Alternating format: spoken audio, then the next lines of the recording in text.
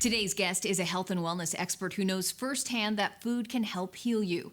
Naturopathic Dr. Tyler Jean is giving us tips to help keep us in alignment, mind, body, and soul. This is Advocate Now.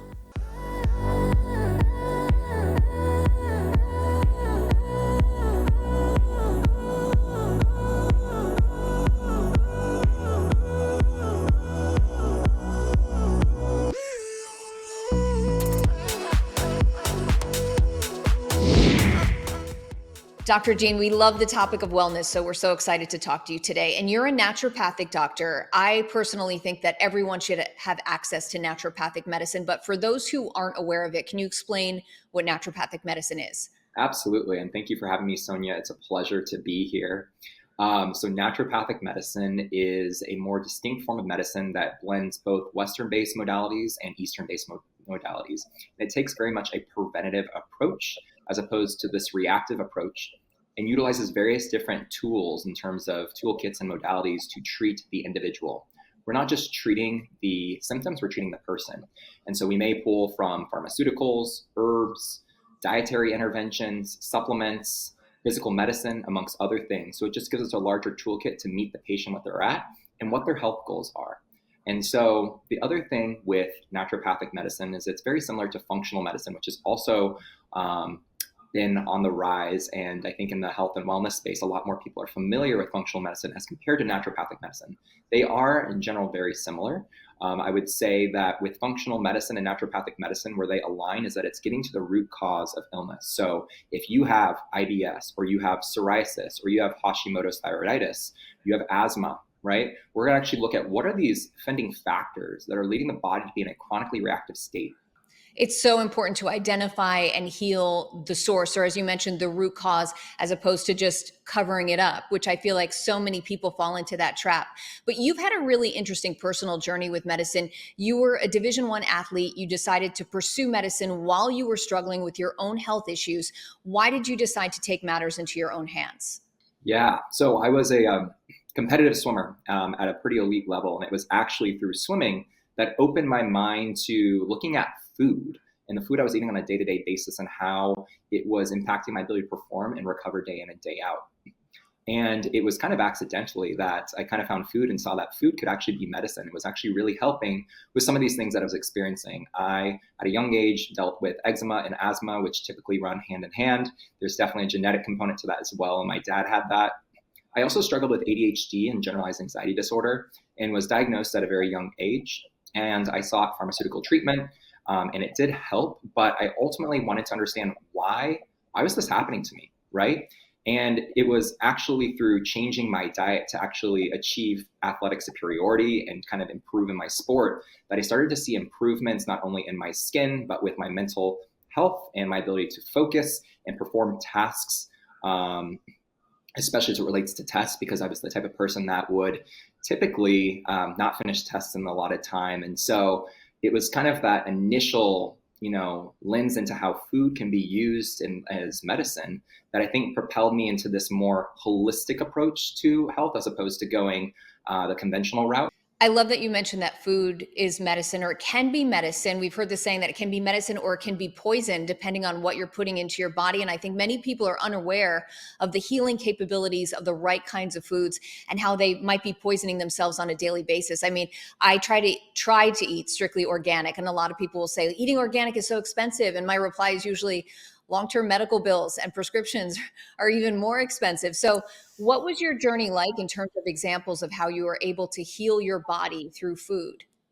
Yeah, in college, and actually the majority of my life up until 22 years of age, because of the demand I was putting my body through in sport and training up towards of 25 hours a week, I could eat anything I wanted from a caloric perspective, right? So I was not necessarily concerned about what I was eating. It was just, could I get enough food in because of how much I was putting my body through? So I, was a standard, ate the standard American diet that most people do. I opted for more convenience and processed packaged food. I loved eating, Cheez-Its and those Treehouse, what do you call it, the peanut butter sandwiches and stuff like that. I didn't pass up desserts. I was kind of a steak and potatoes type of person and was very mindful of getting enough protein because of, wanting to have a lot of that lean muscle mass for performance, but I was not eating any vegetables. I was eating a lot of fruit, which I see myself as a plus. The only vegetables in my diet actually at the time were potatoes and sweet potatoes in the forms of French fries and sweet potato fries.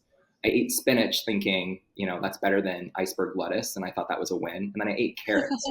So this all changed for me in 2011 when I started to see Ryan Lochte, who is an Olympic level swimmer, starting to make some changes to his diet. And he was competing very well at the international and Olympic level. And it really sparked this curiosity in me to potentially look into changing my diet. And so actually after that, I went from kind of the standard American diet, eating a lot of refined processed packaged food and just like a lot of steak and chicken, to vegetarian. And that was about six months of implementing that. Now, this was really difficult for me up front because I really didn't cook and I didn't know how to cook. And so I actually had to teach myself how to implement a lot of these things. And the more that I went down the rabbit hole, it felt like animal-based products were not what was best for my overall health and performance. And I went down the route of becoming vegan or whole food plant-based, adopting a whole food plant-based diet for 18 months. And I will say that I did this more for the nutritional benefits as it relates to athletic performance, as opposed to the ethical reasons, which is definitely a part that contributes to veganism. And, when I incorporated that, I felt really, really good because for me, I was eating a lot of refined processed packaged food, ultra processed food. And to incorporate more plant matter, especially that it's rich in fiber and a lot of these bright, colorful antioxidants that you find in fruits, vegetables, nuts, seeds, and legumes, that for my body was a big adjustment, right? And so over time, though, my body was giving me different signals. It was about after 13 months of being on a whole food plant-based diet that my body started to slow down. I wasn't recovering the way that I used to, and I was getting frequently sick. I had lost 12 pounds, and I knew that something was up, but I was resistant to thinking that my diet could be one of those issues. Mm-hmm. I was vegan for several years as well. That's why I wanted to ask you about that, because after a while, my body started to crave animal proteins. But I came to the realization that if you reincorporate the right kinds, it's okay. So, organic pasture raised eggs or wild caught Alaskan salmon. I mean, it's just really important that we do our research and tune into what our body's asking for, right? Yeah, quality absolutely is important. And, when it comes to animal-based products, the quality definitely matters, and it's going to manipulate the nutritional quality of that food. That can skew sometimes more of an anti-inflammatory profile versus an anti-inflammatory profile, right? But at the end of the day, I'm always thinking about now kind of in the space of medicine about accessibility and affordability as well. Because, it's important that people have access to these things, but maybe they don't have access to pasture-raised eggs, or they don't have quality, access to 100% grass-fed pasture-raised beef. So always doing the best you can with the knowledge you have is always the motto that I go by, and trying to share that information with others. But I did get very meticulous around my food choices and kind of this clean eating approach, where if it wasn't organic, I wouldn't eat it. If it wasn't grass-fed, I wouldn't eat it. But I've changed that perspective over time, and just honestly giving myself grace of I'm doing the best I can, but always focusing on whole foods first. That is definitely something that I'm always prioritizing. I love that your approach to health is that when the body's in balance, there's no disease. So what does that balance look like for you in your own life? It's a really good question. And I'm constantly challenged. It doesn't necessarily get easier, although, I think we all have our routines that we try to abide by, and it helps us stay consistent with our modalities, but also, I guess, with our goals. But for me, I think it's always checking in with my body and what is my body needing, because we are dynamic beings. And so our needs change on a day-to-day basis. And so, that's where I think, it's important that we are listening to our body and what it needs, and that we are, adjusting our schedule as needed for that. For me, I prioritize movement every day. I try to get outside and spend time in nature or in green spaces. I also love to try to be in the sunshine, and I'm very lucky that here in Los Angeles, it is really sunny most of the year. I really try to focus on prioritizing quality food and also spending time with loved ones and people in my community that really support me and my goals, and also inspire me to do good. So those are the things I definitely prioritize on a day-to-day basis. Well, Dr. Tyler Jean, you are just a wealth of information. I really could talk to you for hours about that. So you have to come back to Advocate now and talk to us again. But thank you so much for taking some time today.